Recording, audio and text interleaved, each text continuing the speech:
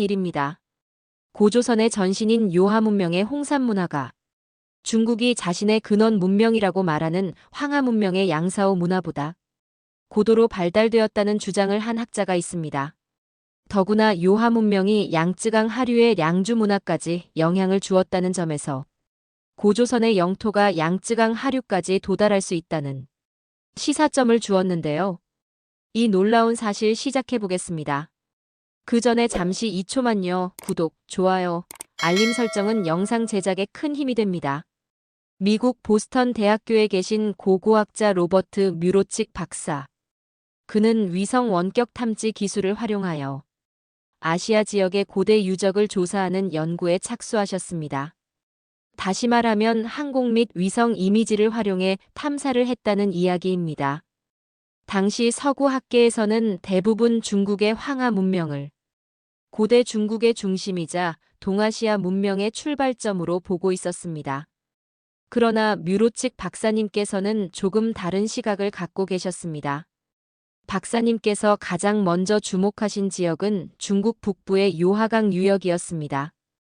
이곳은 고대 문명과 관련된 지역으로는 거의 언급되지 않던 곳이었지만 위성 사진에는 이상한 지형과 함께 대규모 유적지가 확인되고 있었습니다. 이에 박사님께서는 야오닝성과 내몽골 일대에 걸쳐 분포한 이른바 홍산문화 유적을 직접 조사하시게 됩니다. 조사 결과 홍산문화에서 출토된 여신상과 옥기, 제단, 무덤 양식 등은 단순한 부족 사회를 넘어선 고도로 조직된 사회 구조의 가능성을 보여주었습니다. 박사님께서는 이러한 유물들이 정치 권력과 종교적 권위를 함께 갖춘 고대 국가의 증거일 수 있다고 보셨고, 이 주장은 학계에 큰 파장을 일으켰습니다. 특히 일부 유물에서는 한국의 고조선 유적과 유사한 특성도 관찰되었습니다. 박사님께서는 연구 노트에 다음과 같이 적어 놓으셨습니다. 홍산 문화의 상징 체계와 무덤 양식은 단순히 중국 변방의 문화로 보기 어렵습니다. 이는 하나의 독립된 문명입니다. 그리고 그 문명의 흐름은 고조선 유물과도 겹칩니다. 이 연구는 곧 국제학술지에도 소개되었고, 출간된 박사님의 저서 고대 중국 문명과 현재 위치에서는 중국 문명의 단일 기원론에 대한 비판과 함께 요하 문명을 포함한 다원 기원론의 필요성이 강조되었습니다. 하지만 중국 내에서는 이에 대한 강한 반발이 일어났습니다. 일부 관영 학술 기관에서는 외국인의 홍산문화 유적 접근을 제한하고 관련 논문에 대한 검열도 시작되었습니다. 그럼에도 불구하고 박사님께서는 국제공동연구팀과 함께 유물의 연대 측정과 공간 분포 분석을 지속하시며 요하 문명이 황하 문명과는 다른 흐름임을 보여주는 여러 자료들을 축적해 나가셨습니다. 박사님의 탐사 노트에는 이런 구절도 담겨 있습니다. 역사는 종종 권력의 시녀가 되어왔지만 고고학은 그 조각난 진실을 다시 맞추는 일입니다. 홍산에서 시작된 이 파편은 이제 고조선이라는 이름으로 이어지고 있습니다. 이처럼 요하 문명에 대한 연구는 고조선의 실체에 다가갈 수 있는 하나의 중요한 열쇠가 되어가고 있었습니다. 그리고 박사님의 다음 연구는 이 문명의 흐름을 따라 한반도와의 연결고리를 밝히는 일이었습니다. 뮤로칙 박사님께서는 현장 조사를 본격적으로 시작하시기 전에 먼저 중국 고대 문명의 두 축인 황하 문명과 요하 문명을 비교 분석하는 작업에 착수하셨습니다. 이 두 문명은 단순히 지역만 다른 것이 아니라 유물의 종류와 문화적 성격에서도 뚜렷한 차이를 보여주기 때문입니다. 먼저 지리적인 측면에서 살펴보면 황하 문명은 주로 중국 중부의 황하 중하류 지역, 즉 허난성과 산시성 일대를 중심으로 형성되었습니다. 반면 요하 문명은 북쪽으로 더 올라간 야오닝성과 내몽골 동부 지역, 요하강 유역을 중심으로 발달했습니다. 즉, 지리적으로 서로 명확히 구분되는 문명권입니다. 하지만 두 문명의 차이는 단순한 위치에만 있지 않습니다. 중국의 황하 문명의 양사오 문화에서는 채색토기, 농기구가 출토되었고 황하 농경 중심의 시족 공동체 생활을 했음을 알 수 있었습니다. 반면 고조선과 관련된 요하 문명의 홍산 문화에서는 조금 다른 양상이 나타납니다. 섬세한 옥기, 여성 신상을 형상화한 조각상, 제단 같은 종교적이고 상징적인 유물들이 중심을 이룹니다. 이 지역에서 출토된 유물들은 단지 생활용품을 넘어서 종교적 영적 세계관을 드러내는 것들이 많습니다. 황하 문명의 양사오 문화와 요하 문명의 홍산 문화는 거의 비슷한 시기여서 두 문명을 비교하기에 좋은 연구 대상이었습니다. 특히 고조선의 전신 홍산 문화로 대표되는 요하 문명의 옥문화는 매우 독창적인 조형성과 상징 체계를 갖고 있어 중국의 근원 황하 문명과는 명백히 다른 문명적 정체성을 보여줍니다. 기술과 사회 발전, 종교적 상징성과 위계 질서 표현 측면에서는 고조선의 전신인 홍산 문화가 중국의 근원 양사오 문화보다 더 발전한 문명으로 평가됩니다. 특히 홍산 문화는 초기 국가 또는 제사 중심 사회의 전조로도 해석되며 학자들은 이를 고조선의 원류 또는 동이족 문명의 정점으로 보고 있습니다.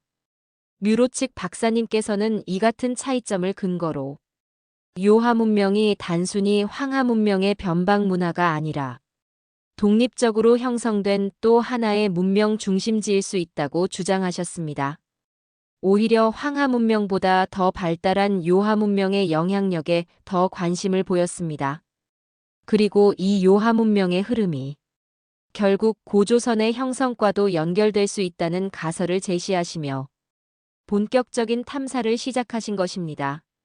이러한 주장은 단순한 학술적 논쟁을 넘어 동북아시아 고대사의 해석에 큰 영향을 미치는 사안이기도 합니다.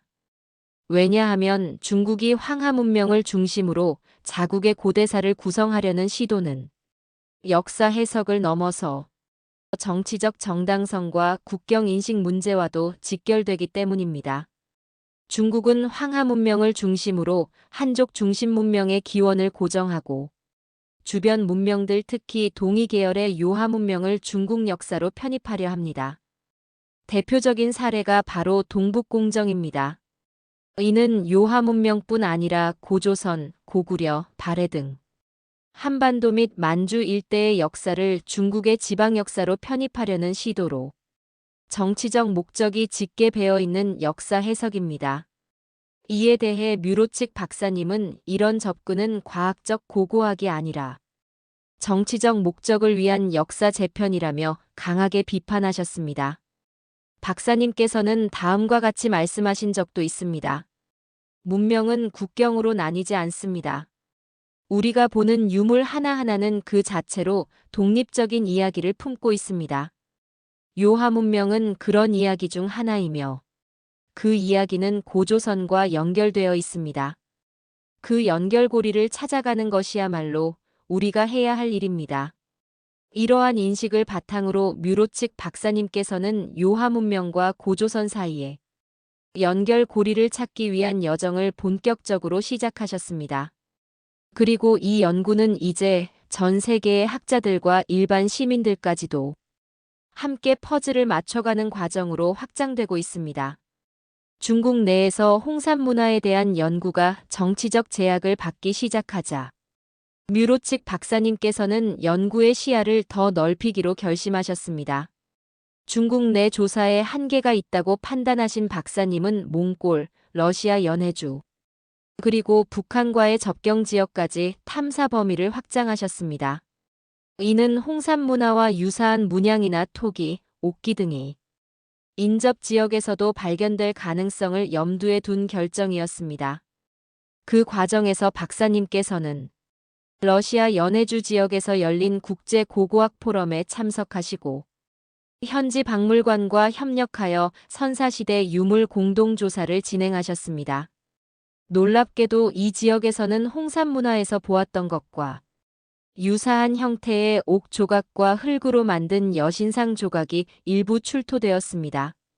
정밀 분석 결과 이들 유물은 기원전 3000년 전후의 것으로 밝혀졌으며 조형적 특징도 요하 부근 야오닝 지역의 유물들과 매우 흡사한 것으로 나타났습니다. 이러한 결과를 토대로 뮤로 측 박사님께서는 이 지역을 포함한 넓은 범위를 요하 문명의 확장된 문화권이라 명명하셨습니다.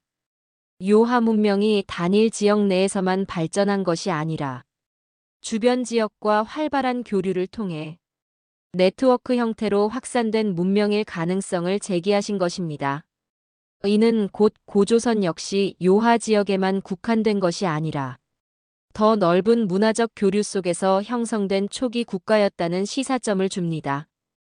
또한 박사님께서는 몽골 동부 지역에서 발굴된 고대 무덤을 조사하시며 그곳에서 발견된 청동 무기와 옥 장신구의 제작 방식과 예술성이 홍산 문화와 끊김없이 이어졌을 가능성을 분석하셨습니다. 이를 위해 각 지역에서 수집한 유물들을 연대 측정하고 재질과 가공 기법의 유사성을 정밀하게 추적하셨습니다. 이러한 연구 과정 중 박사님은 한 장의 중요한 사진 자료를 입수하게 됩니다. 북한 함경북도 지역에서 촬영된 고조선 초기 유적지의 사진이었습니다. 사진 속에 담긴 석재 구조물과 옥기 조각은 홍산 문화 후기 유물과 거의 흡사한 형태였습니다. 이 발견은 뮤로 측 박사님께 결정적인 확신을 안겨주었습니다. 박사님은 이 순간을 이렇게 표현하셨습니다. 이제 퍼즐이 맞춰지기 시작했습니다. 우리는 분명히 놓쳐왔던 문명의 흐름을 복원하고 있습니다. 고조선은 신화가 아닙니다. 그것은 요하 문명과 맞닿아 있던 실체였습니다. 이러한 확신을 바탕으로 박사님께서는 고조선의 기원을 단일 지역의 문화로만 보려는 기존 시각에서 벗어나 광역 문명권 내에서 다양한 지역적 요소가 융합되어 발전해온 결과로 해석해야 한다고 주장하셨습니다. 이는 그동안 역사 서술의 중심에 자리했던 중국의 황하 중심 역사관을 근본적으로 뒤흔드는 관점이었으며 동시에 중국의 국경 밖에도 고대 문명의 중심이 존재했다는 파격적인 메시지를 던졌습니다. 이제 박사님의 연구는 단순한 고고학적 발견을 넘어서 역사 해석과 정치적 담론의 경계를 넘나드는 깊이 있는 이야기로 발전해가고 있었습니다. 그의 여정은 여전히 계속되고 있으며 잊힌 문명의 흐름을 되찾는 그 길 위에 더 많은 이들이 동참하고 있습니다. 이제 박사님의 연구는 단순한 고고학 논문을 넘어 역사관과 정치적 해석의 경계를 넘나드는 중요한 이야기로 확장되고 있었습니다. 그러던 중 박사님께서는 고고학회 연례회의에서 뜻밖의 발표를 접하게 됩니다. 홍산 문화보다 시기가 늦은 중국 동남부 량주 문화에서도 옥룡, 옥벽, 옥검, 옥구슬 같은 홍산 문화와 유사한 옥제 유물을 발견했다는 보고였습니다. 그 소식을 들은 박사님은 곧바로 해당 연구팀과 연락을 취하셨고 몇 주 뒤 직접 현장을 확인하기 위해 양쯔강 하류로 향하셨습니다. 이곳에서 출토된 옥제 유물은 연옥 특유의 맑은 색감과 함께 섬세하게 새겨진 얇은 문양들이 돋보였으며 박사님의 시선을 단번에 사로잡았습니다. 박사님은 샘플 일부를 직접 채취하여 분석하신 결과 놀라운 사실을 밝혀내십니다. 유물에 사용된 연옥의 가공 방식이 요하강 유역에서 출토된 홍산 문화의 유물들과 거의 동일하다는 것이었습니다. 즉, 이 옥제 유물은 단순한 유사성을 넘어 동일한 문화적 기반에서 나왔을 가능성이 있다는 점을 시사하고 있었던 것입니다. 더구나 중국의 대표 문명인 황하 문명의 양사오 문화에서는 옥제 유물이 매우 희박하게 발견되는 것으로 보아 양쯔강 유역의 양주 문화의 근원을 다시 연구해야 한다는 의견도 제시했습니다. 이 발견은 뮤로 측 박사님께 또 하나의 강력한 확신을 주었습니다. 단순한 무역 경로나 유물의 이동이 아니라 사람과 기술, 그리고 상징 체계가 고대 동아시아에 광범위하게 퍼졌다고 보게 되었습니다. 다시 말해 고조선을 포함한 동북아시아 초기 국가는 독립적으로 형성되었지만 동시에 대륙 문명 네트워크 속에서 상호 교류하며 발전해 온 결과일 수 있다는 해석이 가능해졌습니다. 오히려 고조선의 영토가 양쯔강 유역까지 지금보다 더 넓었을 수 있는 단서를 제공했습니다. 이와 관련하여 박사님께서는 자신의 저서 개정판 서문에서 이렇게 쓰셨습니다.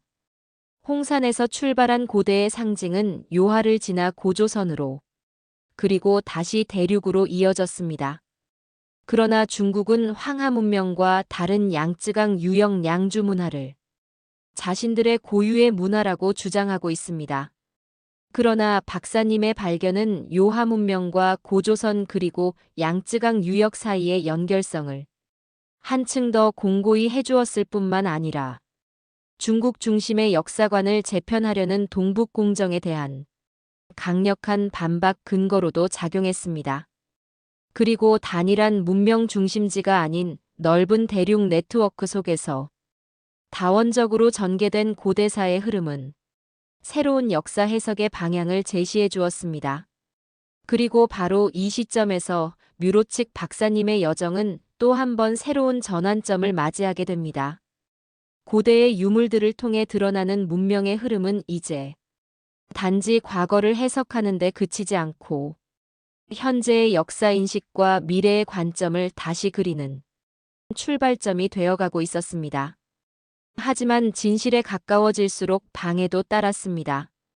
박사님께서는 여러 연구기관과 협력하여 고조선 관련 유물의 분석을 계획하셨지만 중국 측의 외교적 반발로 일부 연구는 보류되거나 중단되기도 했습니다.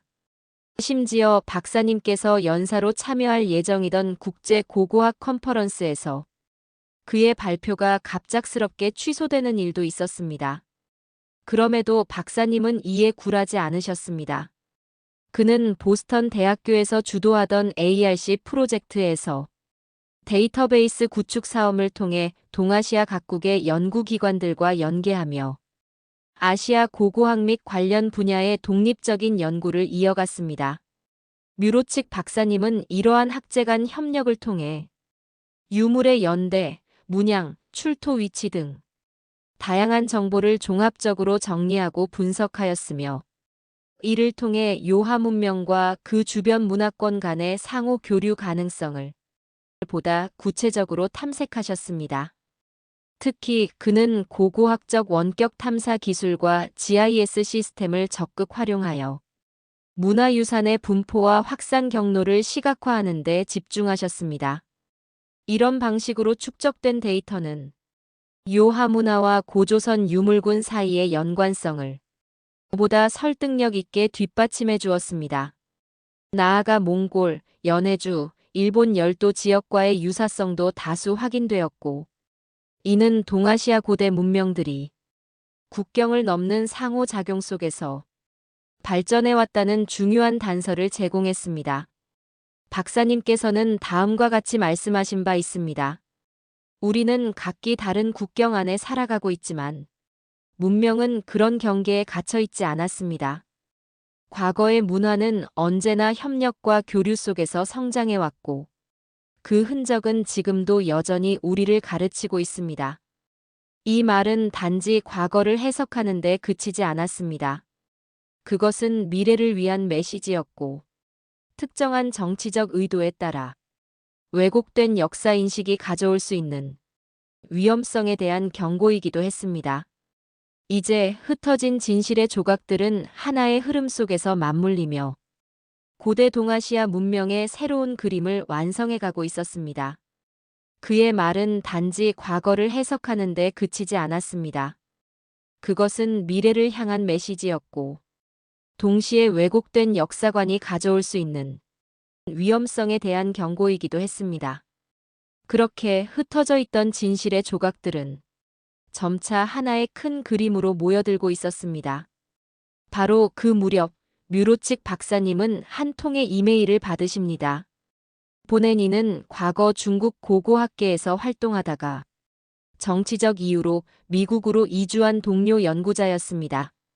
그는 박사님께 요하 유역에서 수집된 고대 청동기, 유물에 대한 미공개 사진 자료와 현장 메모를 함께 전하며 조심스럽게 이야기했습니다. 이 자료들은 공식적으로는 인정받지 못할 것입니다. 일부 유물의 구조와 문양은 고조선 건국 설화와 시기적으로 겹치며 상징적 유사성도 분명합니다. 하지만 중국 내에서는 이러한 해석이 금기시되고 있습니다. 뮤로칙 박사님은 처음에는 놀랐지만 곧 자신이 진행해온 연구가 결코 헛되지 않았음을 확신하게 되셨습니다. 그는 해당 자료를 ARC 데이터베이스에 추가하고 기존의 유물 분석 결과와 교차 비교하기 시작했습니다. 특히 일부 유물에 새겨진 문양은 고조선 건국 신화와 유사한 조형적 특성을 보이고 있었으며 이는 요하 문명과 고조선 간의 문화적 연속성을 더욱 강하게 시사하는 결과였습니다. 그는 이러한 분석을 통해 요하 문명에서 사용된 상징 체계가 단절되지 않고 한반도 지역으로 이어졌을 가능성을 제시하며 고조선이 단순한 전설이 아니라 실체를 지닌 고대 국가였음을 강조하였습니다. 이 연구는 보스턴 대학교 고고학과 내부 세미나에서도 발표되었고 여러 학자의 관심을 끌게 됩니다. 특히 박사님은 고고학적 원격 탐사 기술과 GIS 분석을 접목하여 내몽골 동부에서 발견된 제단 유적과 고조선 초기 유적지 사이에 건축 배치상 놀라운 유사성이 있다는 점을 밝혀냈습니다. 이 유사성은 단순한 우연이 아니라 설계와 상징 체계의 연속성이 전제될 때 가능한 수준이었습니다. 그는 탐사 노트에 이렇게 기록하셨습니다. 우리는 지금 단순한 유물들을 넘어서고 있다. 이것은 기억이다. 더 정확히 말하자면 지워진 기억의 흔적들이다. 이 발견은 학계에 신선한 충격을 주었고 ARC 프로젝트는 아시아 고고학 분야의 선도적 플랫폼으로 평가받게 됩니다. 여러 대학과 연구기관에서도 협력 요청이 이어졌고 그의 연구는 대중매체를 통해 일반 시민에게도 널리 알려지기 시작했습니다. 뮤로칙 박사님의 고조선 연구는 이제 단순한 학문적 주장에 머무르지 않았습니다. 그것은 한민족의 기원을 추적하고 잃어버린 기억을 되찾는 하나의 흐름이 되어가고 있었습니다. 그리고 이러한 흐름은 중국 내에서 불편한 시선을 받게 되었고 중국 학술 네트워크에서는 ARC의 일부 데이터 접근이 차단되는 일도 발생하게 됩니다. 하지만 진실을 향한 흐름은 멈추지 않았습니다. 세계 곳곳의 연구자들과 일반 시민들이 이 퍼즐 맞추기에 자발적으로 참여하기 시작한 것입니다. 역사는 다시 쓰이는 것이 아니라 잃어버린 조각들을 되찾는 일이라는 사실을 모두가 깨달아가고 있었습니다. 뮤로칙 박사님은 ARC 프로젝트를 통해 수집한 아시아 고고학 데이터를 바탕으로 그동안의 연구를 종합하게 됩니다. 여기서 박사님은 고대 동북아시아 문명의 확산과 교류 양상을 시각적으로 분석한 중간 결과물로 고조선으로 전해지는 초기 한반도 문명의 형성 과정이 중국 황하 중심의 단일 문명 흐름이 아닌 다원적이고 복합적인 교류의 결과였을 가능성입니다. 이는 중국, 한국, 러시아, 일본, 베트남 등 아시아 여러 지역의 고고학자들과 공동 연구를 진행하면서 나온 분석을 바탕으로 한 것이었습니다. 한 다큐멘터리 인터뷰에서 박사님은 이렇게 말씀하신 바 있습니다. 이 연구는 저 혼자만의 작업이 아닙니다. 아시아 여러 나라의 연구자들이 함께 쌓아온 결과이며 고고학은 과거를 밝히는 동시에 우리가 어떻게 미래를 기억할 것인가를 묻는 학문입니다. 현재까지 고조선 유적이 유네스코 세계문화유산으로 등재되었다는 공식 기록은 없지만 고조선 관련 유적에 대한 보호와 국제적 관심은 점점 높아지고 있습니다. 특히 단군 신화와 연관된 유적지들에 대해 학문적 가치 평가가 진행 중이며 이를 문화유산으로 보존하려는 국내외 움직임도 꾸준히 이어지고 있습니다. 이야기는 여기까지입니다. 한 외국인 학자에 의해 밝혀진 진실. 그 진실에 의해 고조선의 영토가 요하 지역과 산둥반도, 그리고 더 나아가 양쯔강 유역까지 도달할 수 있다는 사실. 우리가 잊어버린 기억이라는 점은 그동안 모르고 살아왔던 우리들에게 큰 교훈을 주고 있습니다. 영상을 제작하면서 해외 사이트가 중국 위주의 영토 지도가 많은 것을 보고 큰 안타까움을 가지게 되었습니다. 우리는 좀 더 노력하여 우리의 뿌리를 되찾아야 하겠습니다. 감사합니다.